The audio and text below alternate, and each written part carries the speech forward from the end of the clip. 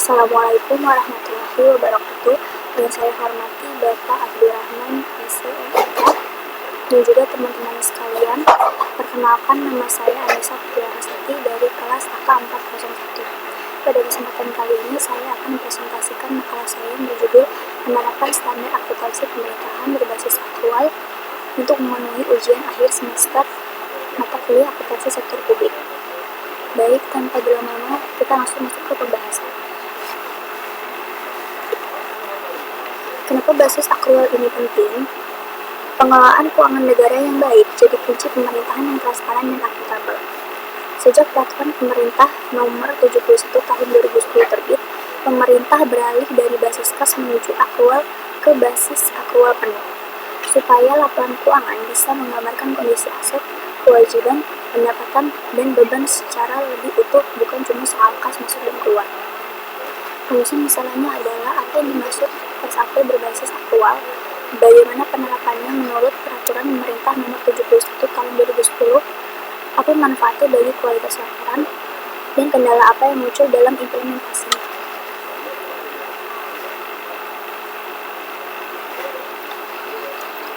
Sebelum itu, mari kita mengenal apa itu akuntansi sektor publik dan SAP. Akuntansi sektor publik adalah bidang akuntansi yang diterapkan pada organisasi pemerintah dan lembaga publik untuk mengelola serta mempertanggungjawabkan dana masyarakat. Berbeda dari sektor swasta yang berorientasi laba, sektor publik menitik beratkan pada pelayanan kepada masyarakat sehingga informasinya juga berfungsi menunjukkan transparansi dan akuntabilitas. Lalu apa itu standar akuntansi pemerintahan? Standar akuntansi pemerintahan adalah pedoman resmi yang dipakai pemerintah untuk menyusun dan menyajikan laporan keuangan agar praktik akuntansi seragam, mudah dipahami, dan bisa dibandingkan antar periode maupun antar instansi. Penyusunannya mengacu pada International Public Sector Accounting Standard, disesuaikan dengan kondisi Indonesia.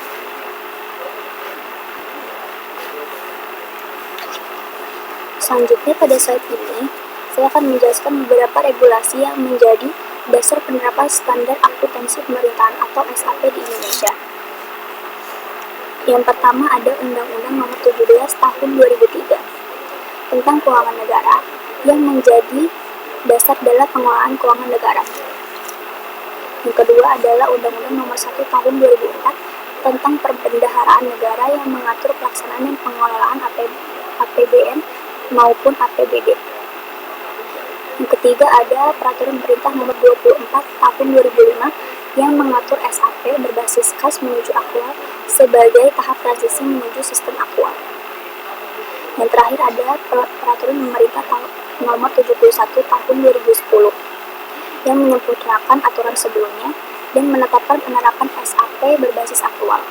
Secara sederhana, regulasi-regulasi ini menunjukkan perkembangan akuntansi pemerintahan di Indonesia dari sistem berbasis kas menuju penerapan akuntansi berbasis aktual.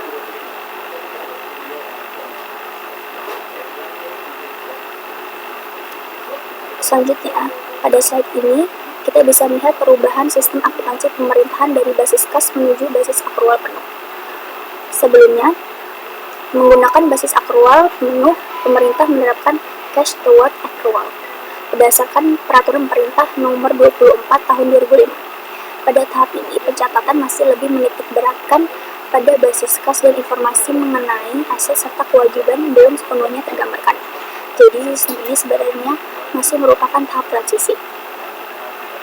Kemudian, melalui Peraturan Pemerintah Nomor 71 Tahun 2010, pemerintah mulai menerapkan basis akrual penuh. Dalam basis akrual, transaksi dicatat ketika hak atau kewajiban muncul, bukan hanya ketika kas diterima atau dikeluarkan. Dengan basis ini, informasi mengenai aset, kewajiban, pendapatan, dan beban dapat disajikan dengan lebih lengkap.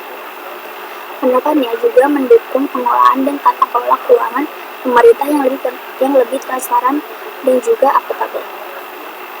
Inti perubahan ini adalah pemerintah beralih dari sistem yang masih bersifat transisi menuju sistem aktual yang memberikan gambaran kondisi keuangan secara lebih lengkap.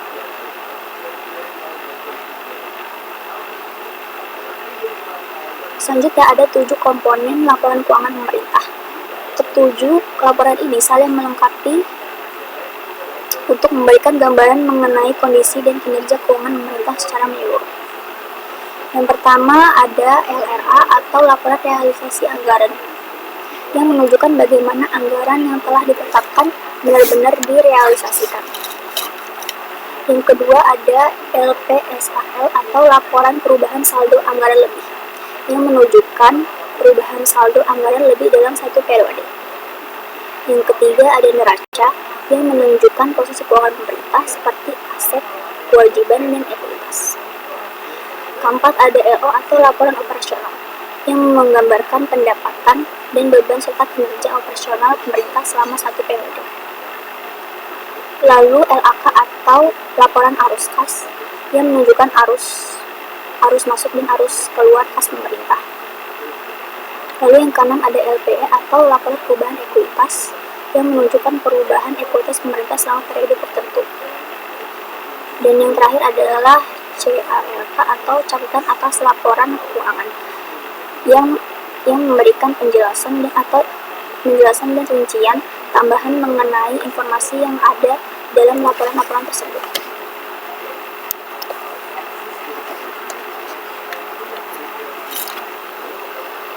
Ada 4 manfaat penerapan SAP berbasis akrual. Yang pertama yaitu kualitas informasi meningkat. Laporan tak hanya soal arus kas, tapi juga menggambarkan aset, kewajiban, dan perubahan ekuitas selama satu periode. Yang kedua, transparansi lebih kuat. Masyarakat jadi bisa mengetahui dan mengawasi bagaimana pemerintah pengelolaan dana yang berasal dari pajak dan sumber lain. Yang ketiga, akuntabilitas terjaga. Pemerintah dapat mempertanggungjawabkan penggunaan anggaran secara lebih jelas kepada masyarakat dan lembaga pengawas. Lalu yang terakhir yaitu mendukung manajemen. Data akrual jadi dasar perencanaan, pengendalian, dan evaluasi kinerja, termasuk pengelolaan aset yang lebih efektif. Di sini ada beberapa kendala dalam implementasi. Yang pertama yaitu kompetensi SDM. Basis akrual butuh pemahaman lebih mendalam dibanding basis kas, mulai dari pengakuan, pengukuran, hingga pelaporan yang lebih kompleks. Yang kedua yaitu kesiapan sistem informasi. Diperlukan sistem akuntansi yang mampu mengelola data secara akurat dan terintegrasi. Tanpa itu, risiko salah catat akan meningkat. Yang ketiga yaitu pengelolaan aset. Banyak instansi yang masih kesulitan melakukan inventarisasi dan penilaian aset secara akurat sesuai ketentuan akrual. Yang keempat yaitu perubahan budaya kerja. Aparatur harus beradaptasi dengan prosedur baru.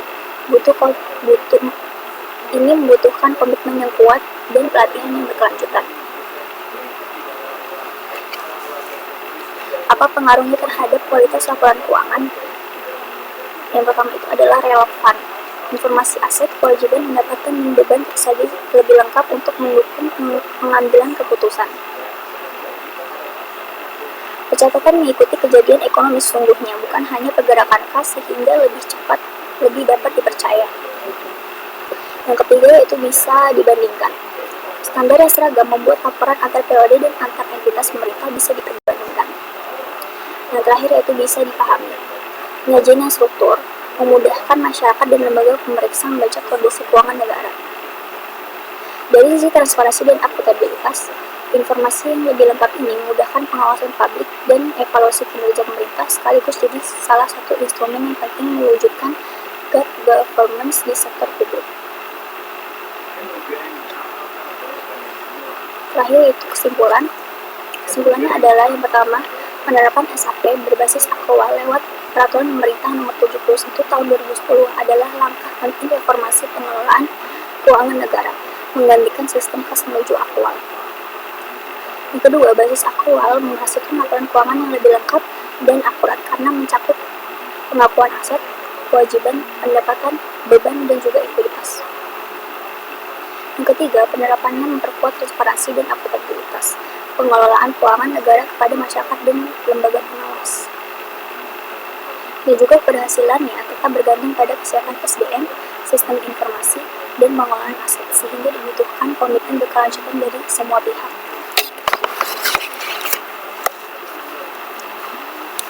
Baik, itu adalah presentasi dari saya. Terima kasih kepada Bapak Abdurrahman dan juga teman-teman sekalian yang telah menyimak presentasi saya sampai akhir. Semoga bermanfaat dan mohon maaf jika masih banyak kekurangan. Assalamualaikum warahmatullahi wabarakatuh.